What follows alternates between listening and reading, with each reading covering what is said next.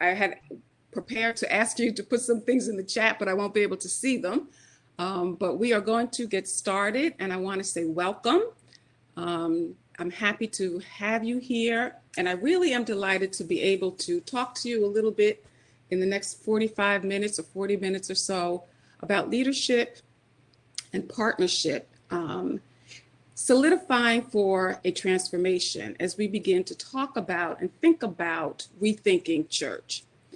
So I wanted to begin by giving you just a little bit about me before we get started. I have an extensive background in finance, financial management, higher education, and leadership. I've held a variety of executive and leadership positions in the corporate world, in education, that's higher education, and in the nonprofit community here in Rockland. Currently, I am a doctoral candidate at the College of Education at Old Dominion University, so all prayers are needed. I thank you in advance. And I'm also preparing to formally launch my dream, my business, which will be called Dream, Grow, Succeed. And it is my purpose to assist others in fulfilling their dreams, having the competencies that they need to grow and achieve success however they choose to define success. So enough about me. I want to get right into our presentation for this morning. We're going to hit on 3 key points: transformational leadership, leadership is a relationship, and how to be an effective follower when you find yourself in the follower role.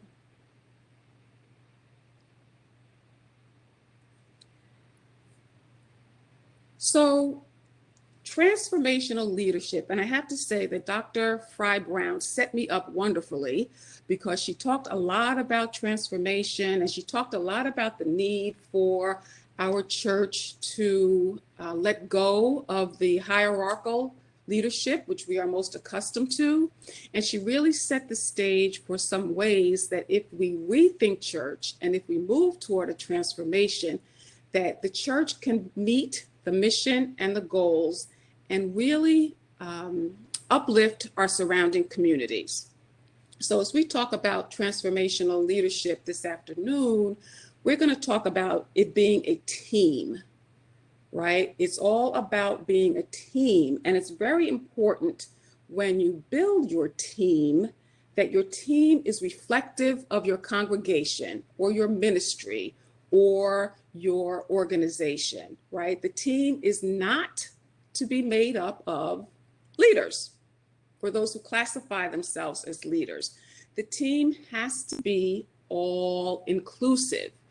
And the reason that is so important to the success of a transformational leadership is, think about it. We are trying to transform lives. We're trying to make a significant change. And in the church, that transformation really is bringing people to Christ so that they will have eternal life, right? So if your team, which is designed to facilitate that, is made up of a singular dimension of your congregation, then you are missing other key players to help you spread the vision, tell the story, encourage others, inspire others, engage others, right? So you want to be sure that in building your team, you really are cross-congregational. You need the old, you need the young. You know, you need the children, you need the adults. You need every person or segment represented on this team, okay? So as I said, the goal of this transformational team is really to transform lives. And the way that we successfully do that is by encouraging, including, and inspiring. And as we consider rethinking church, we want the church to remain relevant. relevant to, again, everybody representative in our congregation. So look at this slide, and many of you may have seen this before, but what we see here is, I think they're geese, and they're flying together in a V formation. And so who knows why geese fly in that formation? And you can tell me, because I can't see the chat. So if you want to give me a shout, tell me, why do geese fly in that formation?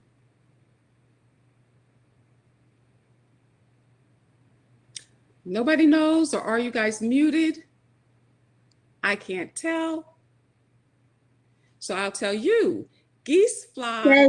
I'm sorry, I'm reading from the side. It said for safety, or it signifies victory, or it's a defense mechanism, building, flying that way. Defense mechanism. You're close, you're almost on it. Anybody else have an idea? Why do geese fly in that formation? Everyone else mics are muted, so I'll read from the chat. I'm one of the moderators. Yeah. Okay. So it says, they also say aerodynamics. They take turns leading. Wind resistance energy makes traveling easier. Wind resistance is the main one. Right. So you guys hit it on the nail. You hit the nail on the head when you say that you take turns leading, because the leader gets fatigued, and the leader sometimes has to drop back and allow a follower to assume that leadership role. And so that is the main reason why birds tend to fly in that V formation, so that they can continue their movement, they can make it to their journey in a timely fashion without stopping, right? They simply maneuver so that someone else takes the lead. So I can't see your hands and I can't see the chat, but I just want you all to think for a minute. How many of you would describe yourselves as a leader? And then how many of you would really describe yourselves as a follower? So in the majority of your organizational work or in the church, you really see yourself as a follower, not so much a leader. Okay. And either one is good. I just want you to do a little bit of self-reflection, to think about how you see your in the work that you do in a church. Okay. Because then I want to move on to talk about how leadership is clearly a relationship. If we don't have followers, or if there are no followers, how can anybody lead?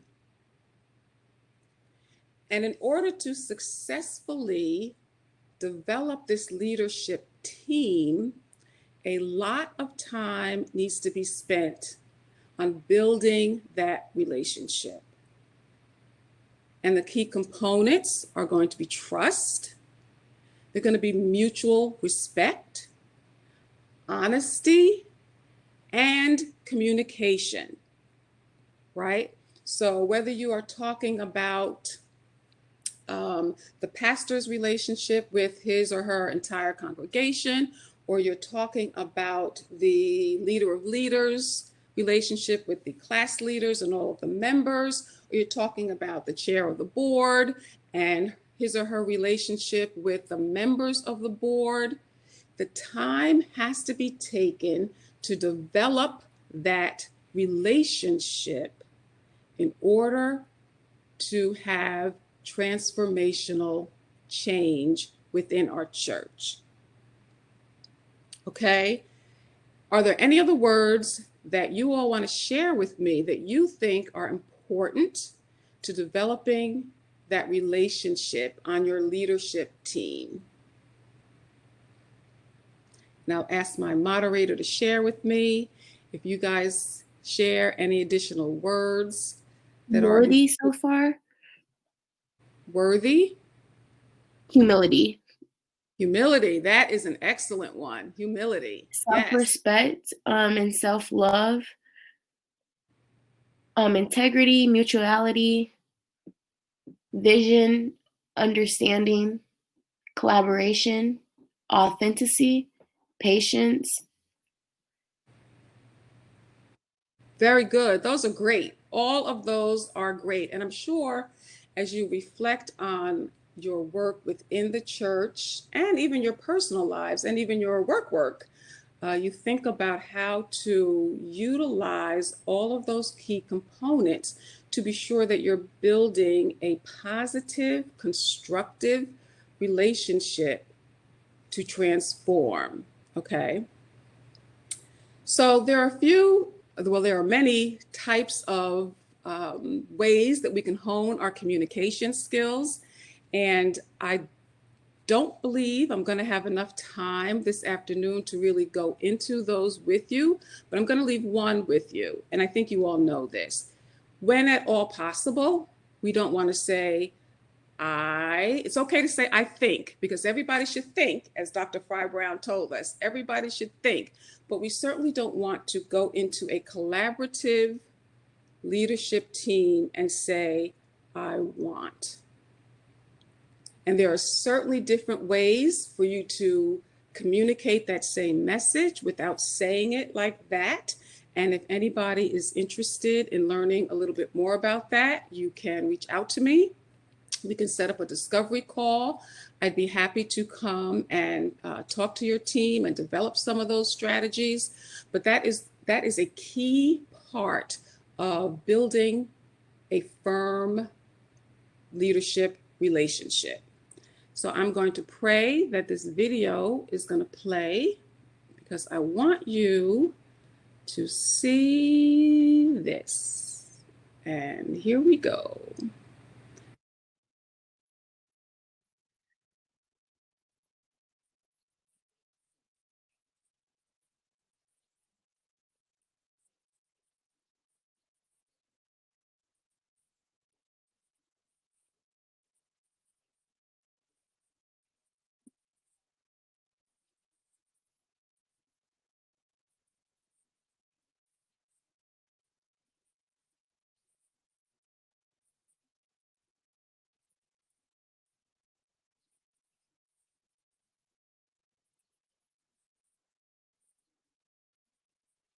I'm not sure if you were trying to get the sound on the video to play, but it's just the visual, and I'm not sure if you can like make the Oh, okay. So I will share with you what is happening in the video. We started with a lone leader who was out there doing his own lone dance.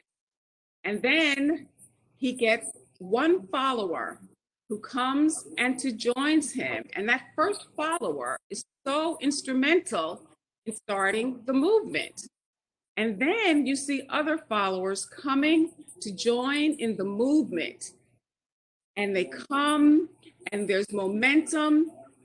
And the leader is no longer standing alone, but the leader has a myriad of followers who have joined the movement. The leader doesn't stand out, no follower stands out. They are a collective team working together. And then those who do not choose to join in this little dance party eventually do come in and join because they don't want to be ridiculed for not joining in. So that's the gist of what was happening during the video.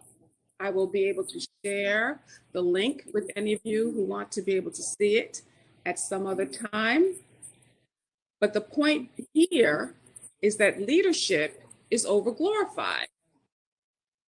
Because as you see, where's the leader now? You can't even see the leader. You just see everybody joining in to create and to be involved and to inspire others to come together to join.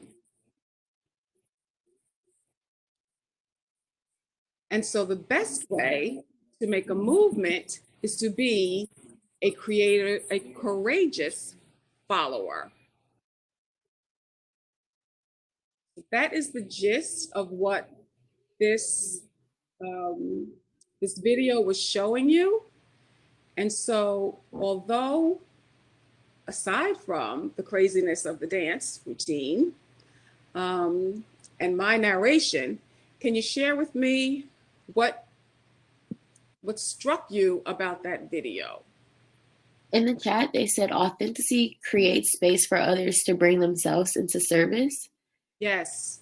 Also, eventually the original leader is not taking all of the credit. And the leader was having so much fun, others were automatically drawn to it. It takes courage to be a follower. Yes. And it's important to be an engaging leader, even if it means looking silly. The leader has to be bold in what they want it to do to influence others. And the leader dancer had a vision that eventually others would join them and was able to make their vision a reality. Yes, that is perfect. That is exactly what is the theme behind that video. It is very important as a leader that you can articulate your vision, right? And so the leader in the video, the dancer, the initial dancer, was clearly articulating his vision.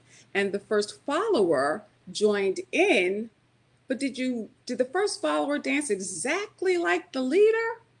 No, the first follower made a few different dance moves, which encouraged others to come and join. Okay, and that is what I want us to leave here today, understanding that the relationship between the leader and the followers is so powerful and can be so powerful if the follower understands that their part in all of this is no longer subordinate. Okay, there's no hierarchy. And I don't mean that to say that the pastor is not the pastor. That clearly is not the case. We all understand the role of the pastor and the call on the pastor's life, right? And that doesn't say that the chair of the board is not the chair of the board. But when we're trying to create change in people's lives, it's important that we hear from and understand and entertain the thoughts and ideas of everyone. Okay, so for those of you who said before, oh, I'm just a follower, no, no, no, no, no, no, no. You're not just a follower because you are an important piece of the puzzle. You're that middle link in what you see on the screen. Followership is an art, right? Followers have influence, as you saw. Followers are so instrumental in the transformational process. And oftentimes, as with the geese flying in that V formation, it is a follower who has to step up and become the leader. So in your church leadership, transformational leadership team, everyone may occasionally wear a different hat. And there is a great program or a training model that helps teams understand about wearing a different hat and how important it is for you sometimes to go in. And if you're always the one who asks the questions, for sometimes go in and don't ask the questions, but take a different role, be a different type of follower when you get into that scenario. Okay, so remember, followership is an art. Followers have influence.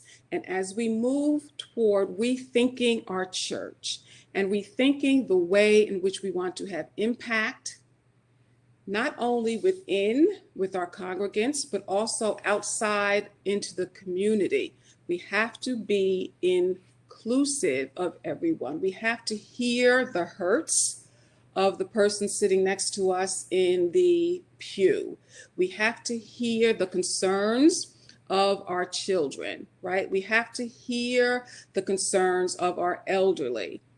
In particular, as we're living in this COVID world and trying to come out of this COVID world, we have to be sure that our ears are open and our hearts are open and our minds are open to engage everybody.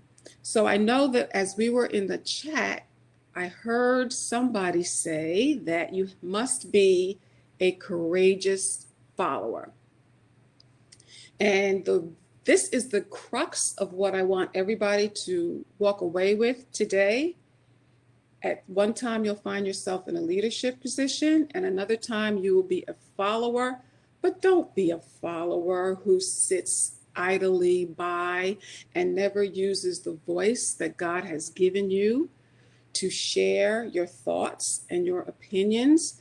Don't be that kind of follower, because everybody has a gift and everybody has something to offer, right? So going back really to what Dr. Fry Brown was saying, we're all thinkers and we can think. And in order to create, again, a transformation, we no longer want to be the church of yesterday. And tomorrow, we won't want to be the church of today. We want to continue to transform and create positive change, right? And so you have to be bold. And by bold, I don't mean loud, and I don't mean being obnoxious or incommunicative. You just have to find that inner voice and be able to use it in a constructive manner as you go through the work in your church, right?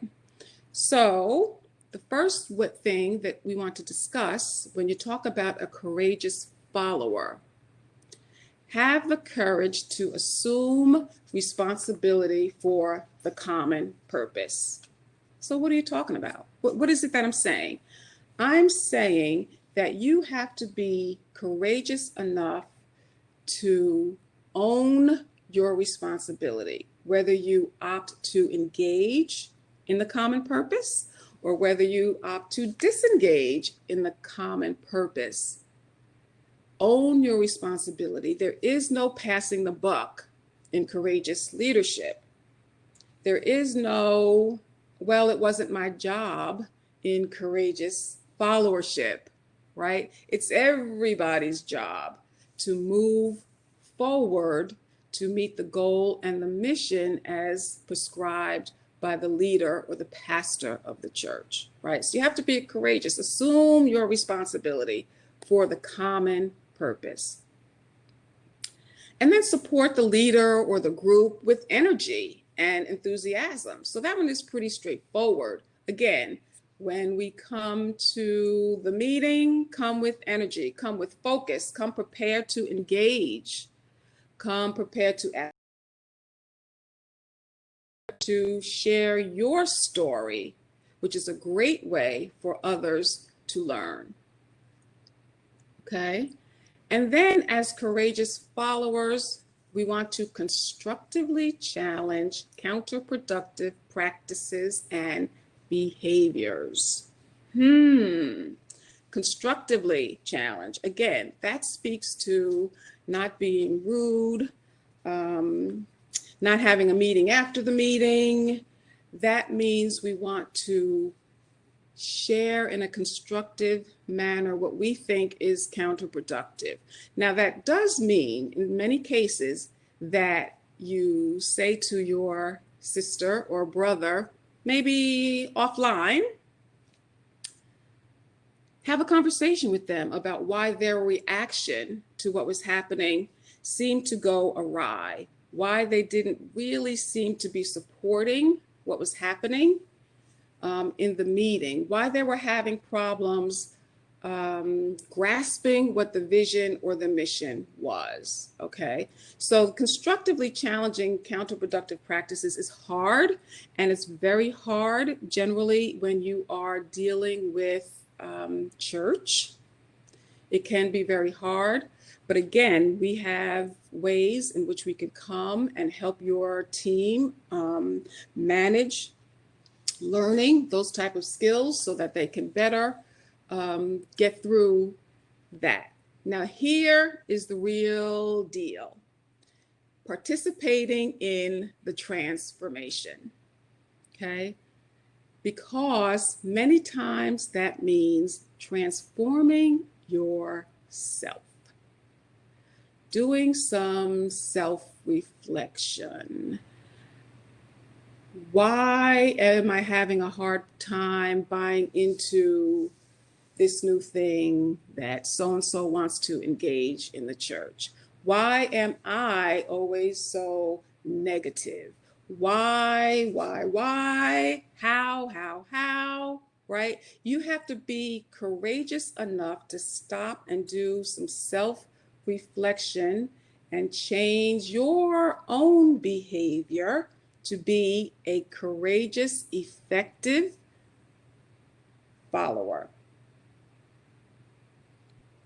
Hard. It's hard. It doesn't happen overnight.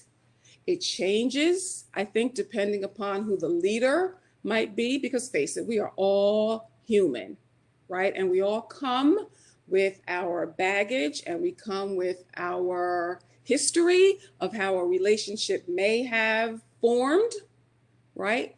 But when we get in that room and we're working on a movement, something big, something long term, we have to be able to change the way we come into the room. Okay, is everybody with me on that one? Because that's hard and it takes work and more work and rework and reconsideration. Okay, and I think that perhaps could be part of the challenge for many followers. If we get stuck in our craw about the way that we feel about a situation, then we are not going to be courageous. We are going to be the bench warmer or the pew warmer, and we are not going to engage and inspire in our work in the church. Okay? And lastly, we want to take moral action when needed. And this one is part of this model, but I don't believe that it really falls into what we see a lot happening in our churches, right? But in the event that we do, again, we need to figure out how to constructively voice our opinions about that. Now, I want to share with you, because we're winding down, but I want to share with you a little bit about how important it is for the followers or the lay folks, laity in churches, okay? Because consider your everyday Sunday morning worship, or at least before COVID, when we would all be in a church and we would be hearing the word from our pastor. But as a member of the church, laity, or as someone who then is in the follower role, you are sitting in a pew or sitting in the choir loft next to other followers. And when you are in that role, you have the ability to see what the pastor may not see. You have the ability to feel how the congregants sitting next to you may feel on any given day. And that could be that they are sad or they are upset or they are happy or they are struggling. But as a follower who is engaged and courageous, you take the role of being the conduit between the struggling follower and salvation or encouragement or inspiration. And I tell that story because that's my story, right? I can remember a year and a half ago struggling, and had it not been for the addition of courageous followers who could see my struggle and be supportive, I know that I probably would not be where I am today in my spiritual growth, in my work in the church, in my ability to finally man up and be ready to launch my own business, right? So followers have power. And in the church, they are so instrumental, because the same way that a pastor in the leadership role will be preaching the gospel A follower in the pew has the ability to reach out and share. God loves you, and so do I. Put your arm around somebody who is struggling. Pray for somebody who is struggling. Become their prayer partner. All of those little pieces are part of being in a leadership team that is transformational. So is everybody tracking with me on that? Any thoughts that you want to share?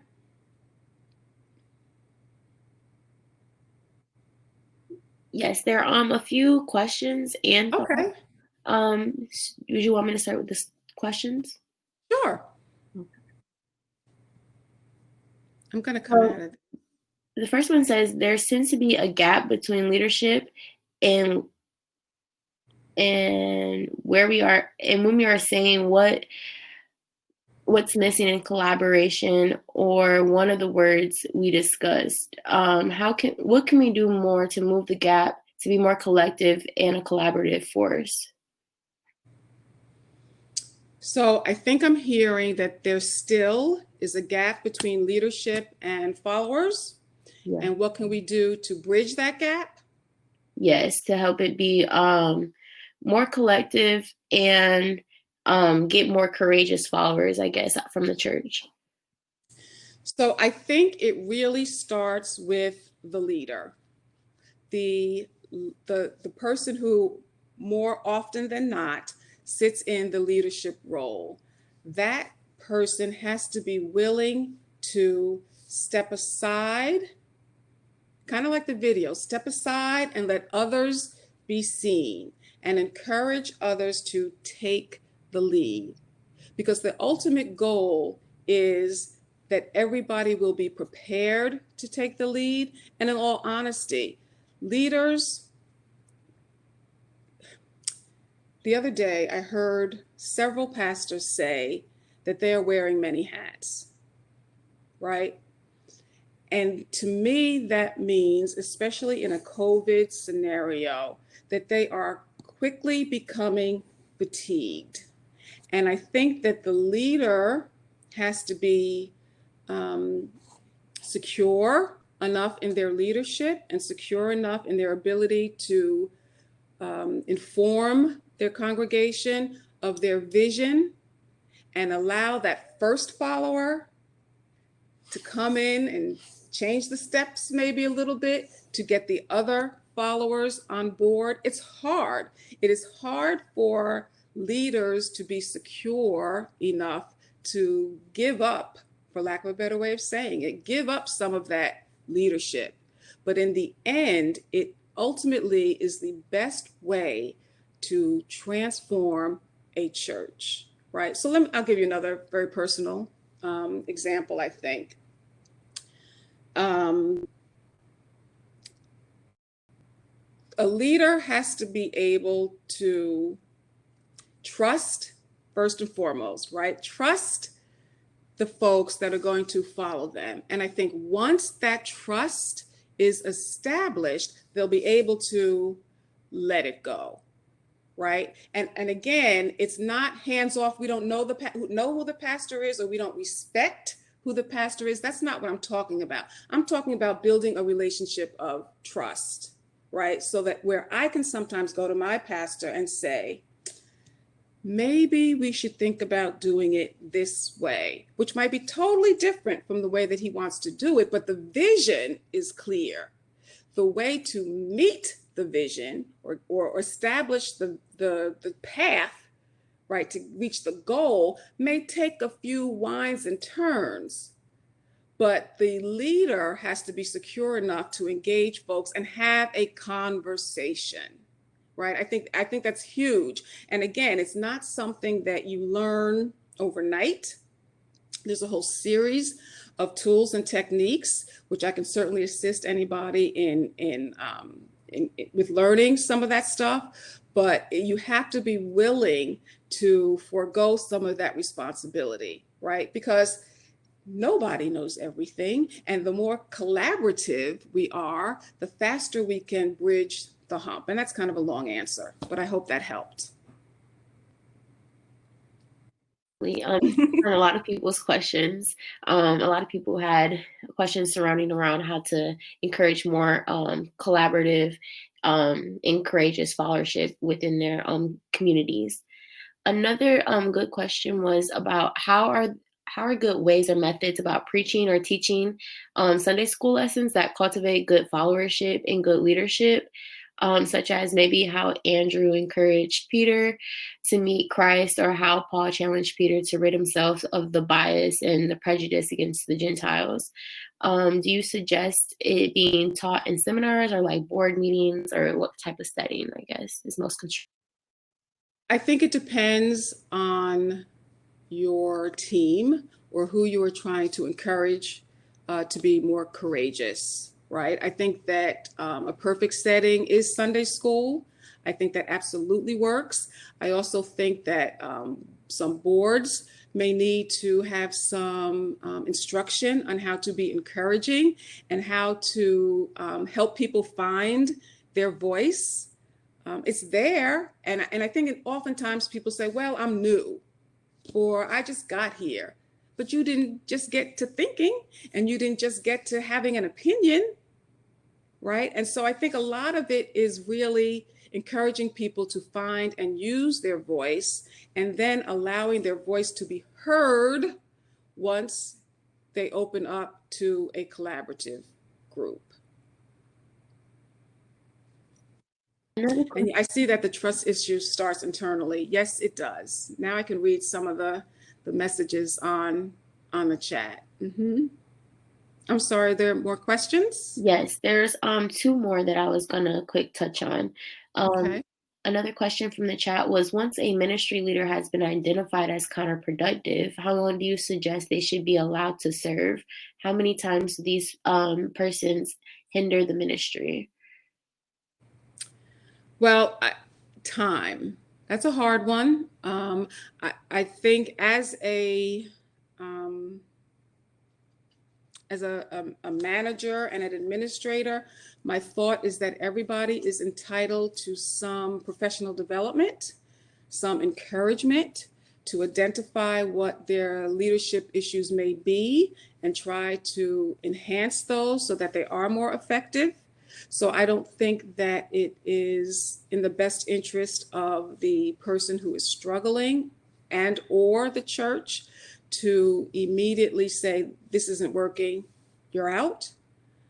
I think that part of what is not happening in our churches today as we begin to rethink church is the teaching part. You know, we go to church, we praise God, which is great and very much needed.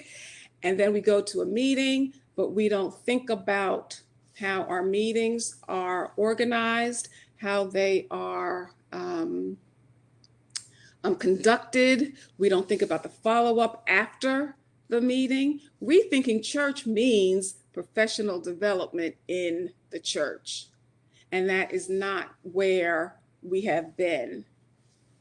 And I think that in order for us to really, really move forward and be able to engage our community, we really have to hone our skills and become better leaders and become better communicators, become better critical thinkers, find our voice, do all of that. I think it's a big part of what has been missing in our church.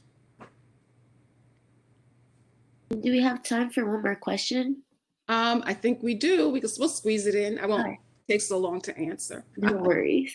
Well, where would you say, how do you find the courage to encourage others, including, I guess, yourself, to change that mindset from the traditional thinking of church to more so what's relevant today and will withstand the times of the future, and just helping people shift from that traditional way of thinking of church into a better mentality state, and also helping to address like our more seasoned leaders, and not in a disrespectful manner, but also like making it so it's known that we're here to collaborate with these leaders and not really step on toes. Yes, and that, you know, going to answer quickly because I don't want to be over time. Again, I think it is the first step is a commitment to change the status quo. I think that's the first thing, right? We need to really look at how administratively our church may be functioning, to take a hard look at it, to commit to involving others and to hearing others. And I think once the relationship, the trust, all those words that you all helped me with earlier, the integrity, the understanding, I think once all of that comes into place, it makes it so much easier to encourage someone to be courageous, right? And I don't mean to say that this happens overnight. This is not fast. This is hard and long because it's work, right? Becoming transformational, you don't just say, oh, we're going to go back and we're going to be a transformational church. That is not it. You really have to sit down, go back to the professional development part, really begin to critically think about how you're going to move forward. And maybe it means starting with a smaller ministry, right? And say, this is where we're going to focus on going ahead and being sure that we have courageous followers. And you actually just gave me an idea as the leader of leaders for the classes. Maybe that's where I will go back and I will start and try to encourage the class leaders to hone their leadership skills and encourage their members to become courageous leaders. So I want to leave you all with just a quick phrase. Ira Chalif, who actually invented the model that I shared with you, says that being a courageous follower is like flexing a muscle. And you all know that the more you flex a muscle, the stronger it gets. And so I want to ask you, have you flexed your muscle today? And when you leave and throughout the rest of your time, ask yourself, have you flexed your muscle? Are you doing what is necessary as you rethink your church and your ministry to make it transformational so that you can inspire and encourage others? I'm so glad that you spent some time with me this afternoon, and I hope that you were able to get some good information. Again, I will be around. I'll be happy to talk with others, and I'll be ready to provide your church or your ministry with any professional development that's needed. God bless you.